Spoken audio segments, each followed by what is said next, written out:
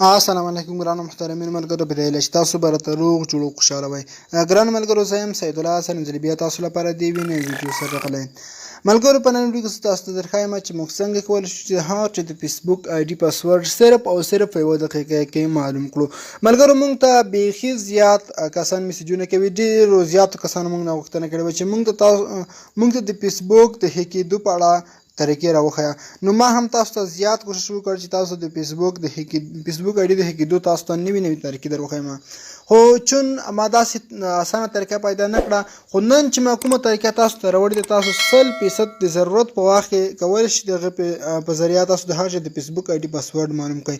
خو ملګرو تاسو څخه په ډېر درنه هیله کوم چې ما نه غوښتل دغه طریقه تاسو ته در وښیم، خو بیا هم د زیاتو کسانو غوښتنه وه چې ما تاسو ته دغه طریقه در وښودله. خو تاسو به دغه طریقې څخه هېڅکله غلطه استفاده نه کوئ.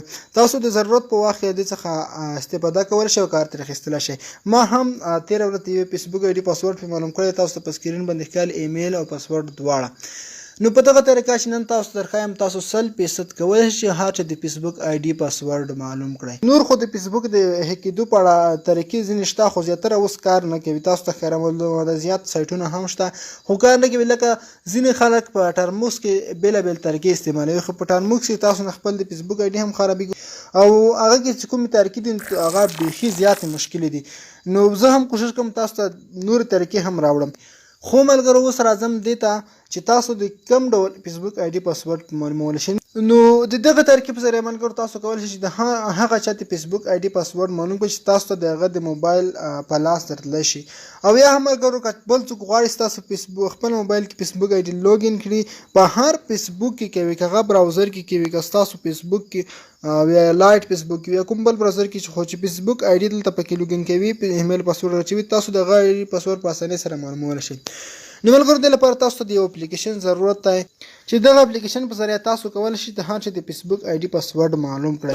دغه اپلیکیشن لینک ما تاسو ته ویډیو لاندې ډسکرپشن کې درکړی دی، تاسو له هغه ځای څخه په ډېرې اسانۍ سره ډاونلوډ کولی شئ. کی لوګر په نوم اپلیکیشن دی ملګرو، چې ما هم په تېره ورځ د یوې فیسبوک آی ډي پاسورډ پرې معلوم کړو. تاسو چې کله دغه اپلیکیشن په خپل موبایل کې انسټال کړئ، اول وخت کې تاسو نه یو پرمیشن غواړي، هغه به ورکړئ. کله مو چې دلته ورکړئ دغه پورته اپشن ښکاري، دغه به بند وي، دا به تاسو آن کړئ. کله مو چې دغه آن کړئ ملګرو، اوس به راشئ.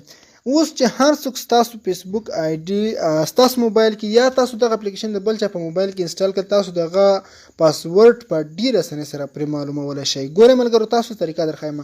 کله چې اوس تاسو د بل چا په موبایل کې دغه اپلیکیشن انسټال کړئ، هغه خو پوهېږي چې زموږ په موبایل کې اپلیکیشن انسټال شوی. اوس څنګه هغه د سکرین څخه هایډ کولی شو؟ په هر موبایل کې اپلیکیشن هایډ اپشن شته. کله چې تاسو په دې درې ټکو کلیک وکړئ، لاندې تاسو ته راځي هوم سکرین سیټینګ، په دغه په کلیک وکړئ او لاندې برشن ته تاسو ته ښکاري هایډ ایپس. هایډ ایپس اپشن چې کله تاسو کلیک وکړئ، اوس به تاسو دلته هغه اپلیکیشن پیدا کړئ چې غواړئ تاسو هغه هایډ کړئ. ګورئ دلته به تاسو هغه راواخلئ او کله مو چې هغه پیدا کړ، په هغه به کلیک وکړئ او اپلای باندې به کلیک وکړئ، هغه اپلیکیشن به هایډ شي.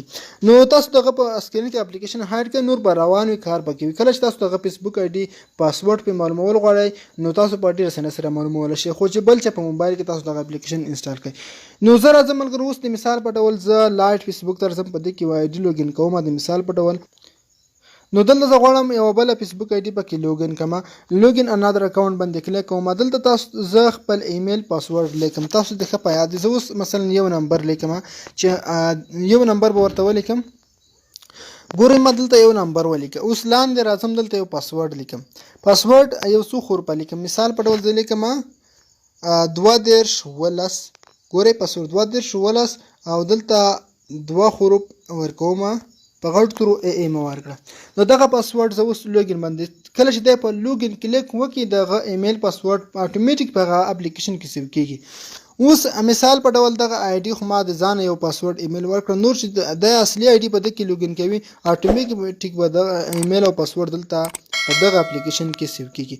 تاسو اوس ګورئ ملګرو دلته تاسو ته ښکاري د لاندې دغه فیسبوک آی ډي نمبر دی او پورته تاسو ته ښکاري دغه پاسورډ دی. ګورئ موږ دلته نمبر ورکړی و چې 0 او پاسورډ 32 تاسو ته ښکاري. نو په دغه طریقې سره په ذریعه تاسو کولی شئ چې د هر چا د فیسبوک آی ډي پاسورډ په ډېر اسانۍ سره معلوم کړئ.